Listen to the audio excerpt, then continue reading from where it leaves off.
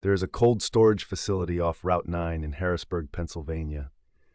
8 bays, 4.2 million cubic feet of temperature-controlled capacity, contracts with 2 food distributors and a pharmaceutical network, 119 people on payroll, $11 million in annual revenue, a company called Coldvault Mid-Atlantic, and the owner, a man named Ray Sobchak, hasn't made a full debt service payment in 6 months.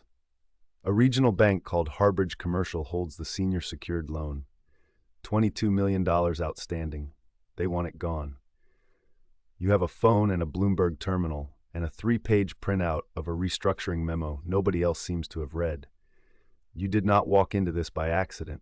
6 weeks before you ever called Harrisburg Commercial, you started reading everything. 10K filings, trade publication receivables data, a 13D that got almost no attention. Coldvault had borrowed against its receivables to fund a refrigeration retrofit in 2021. Good idea. Bad timing. Energy costs doubled. Margins collapsed. Ray Sobchak was 68 years old. He had built the company over 22 years. He had no succession plan. His daughter had left for Seattle 4 years earlier. He was alone with a balance sheet that was quietly drowning. That combination, the age, the isolation, the specific shape of the debt, told you something. Ray didn't need a miracle. He needed an exit. And he needed it to look like a handshake, not a foreclosure. That distinction was going to be the difference between a deal and a lawsuit. The second thing you learned came from a former Coldvault logistics manager named Dennis Pruitt. You found him through a cold chain trade association roster. You bought him dinner. He talked for 90 minutes. The Harrisburg facility had a deferred maintenance problem nobody had filed on. Compressor units on 2 bays were at end of life. Replacement cost, roughly $1.4 million. Dennis said it like it was a small thing. You wrote it down. A deferred maintenance liability meant the collateral was worth less than the bank thought, which meant the bank's negotiating position was weaker than the bank thought. Information is currency. You spend it before you spend anything else. Third thing you learned. Harrisburg Commercial had an internal deadline. A regulatory exam was scheduled for late in the fourth quarter. Non-performing loans above a certain threshold would require the bank to raise additional capital. Ray's loan was the biggest NPL on their book. They had about 14 weeks to exit the position cleanly. You now knew the seller's real deadline, the collateral's real value, and the borrower's real psychology. That was enough to start. The first call you made was not to Harrisburg. It was to a restructuring advisor named Marguerite Osei. You had worked adjacent to her on a failed retail restructuring 3 years earlier. She had seen deals go wrong in every direction. You laid out the structure.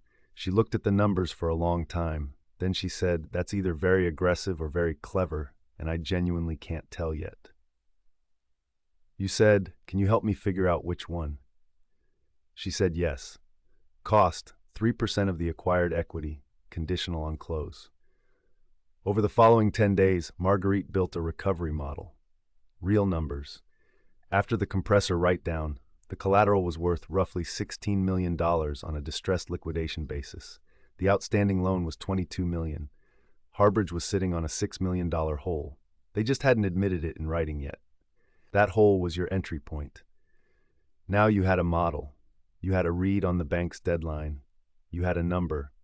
You called Harrisburg's special assets desk and asked for the loan officer handling the Coldvault file. His name was Greg Lauterbach. You didn't pitch.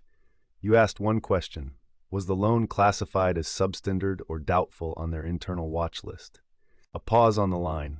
Then he said, "Doubtful." That one word told you everything you needed. Doubtful meant a probable loss already reserved. It meant Harrisburg's board had already written part of this down internally. They weren't hoping for a full recovery. They were hoping for an exit. You asked if they had considered a discounted loan sale. Another pause. Longer this time. Greg said he would need to take it upstairs. You said, "Of course." You told him you could move in 10 days if the terms worked. 10 days. You keep using that number. It's deliberate. It gives people enough time to feel it wasn't rushed and not enough time to find another bidder.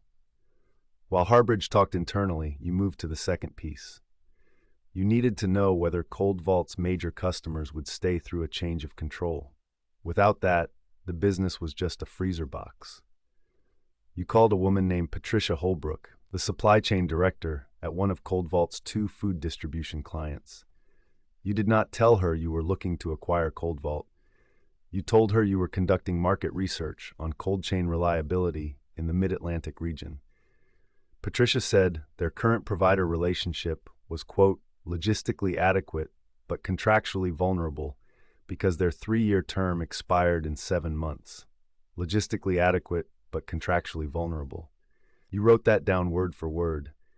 She hadn't gone looking for an alternative. She hadn't found one she liked. The facility was the right geography and the right spec. That told you the customer retention risk was manageable. Not zero. Manageable. You now had a recovery model, a motivated seller with a regulatory clock, and a read on customer stickiness. One thing left before you could talk structure. You needed to know what Ray actually wanted out of this. Not the number on the loan. What he wanted. You called Ray Sobchik directly. Not through counsel. Not through the bank. You called his office number at 8:15 in the morning. He picked up on the second ring. You drove to Harrisburg that afternoon. You wore a dark button-down and a plain blazer. You arrived 9 minutes early. You sat in a lobby chair that was slightly too low for the coffee table. A receptionist brought you water. You didn't ask for coffee because your stomach was already a problem. Ray came out himself. No assistant. He was a large man, gray-haired, in dark trousers and a company fleece. He led you back to a corner office. Framed photos of the facility at various stages. A model of a refrigeration unit on the shelf from some trade show years ago. Ray talked for 20 minutes without you saying anything substantive. Founded 2002, survived 2009, grew through 2017. The pride in his voice was the kind people have about things that cost them something. You didn't steer him. You didn't show him a deck. You just listened. Then there was a pause, and you asked exactly one question. You said, what would a good outcome actually look like for you, personally? Ray looked at you for a moment.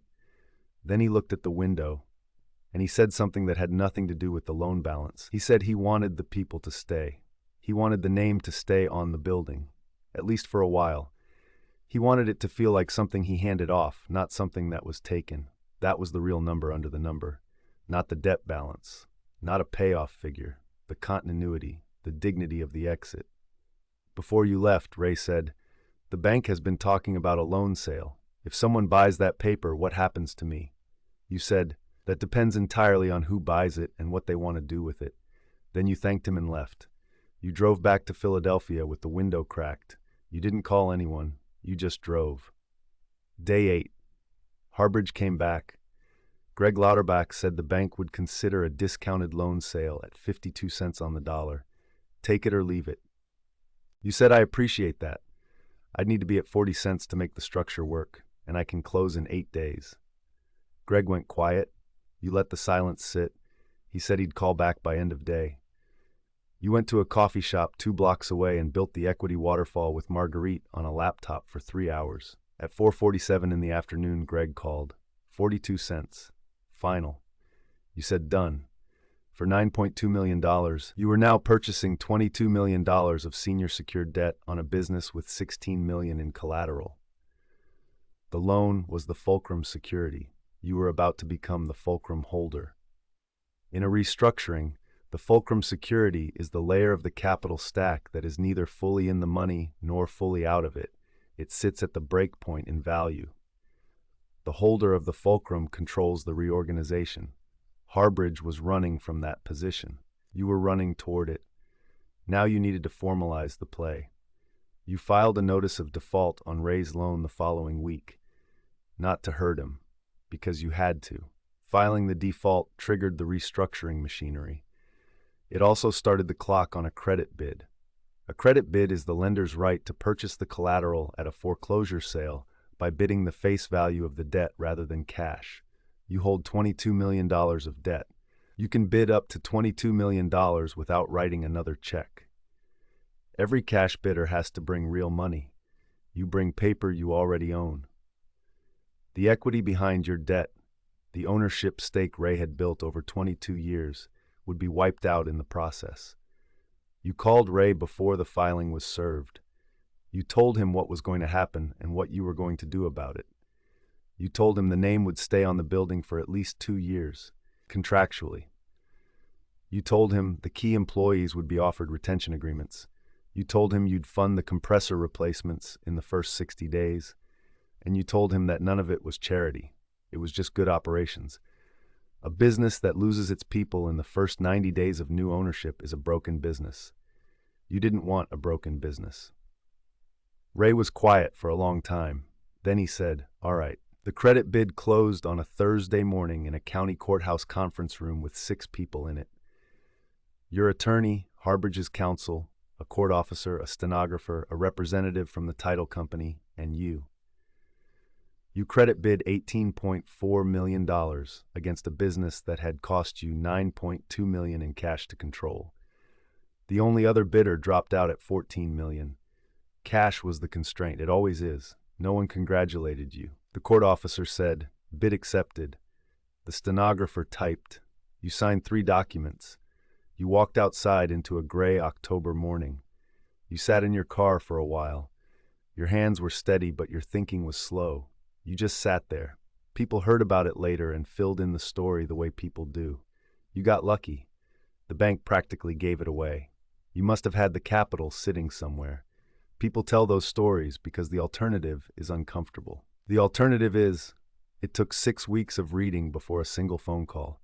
It took an industry dinner and 90 minutes with a logistics manager named Dennis Pruitt to find a deferred maintenance liability nobody else had underwritten. It took a restructuring advisor who said it might be very aggressive before she said yes. It took a bank officer going quiet twice on the phone while you waited. Information is currency.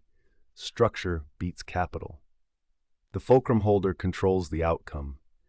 You don't buy what you can't afford. You find the position where your paper is worth more than their cash. And you get there first, quietly, before anyone else finishes reading the filing. The name is still on the building. The compressors were replaced in the first 53 days. Patricia Holbrook's company renewed for 3 years at a modest discount for guaranteed capacity. Dennis Pruitt, the logistics manager who told you about the maintenance problem over dinner, is now the facility's general manager. Ray Sobchak sent you a handwritten note 6 weeks after the close. You keep it in the desk drawer.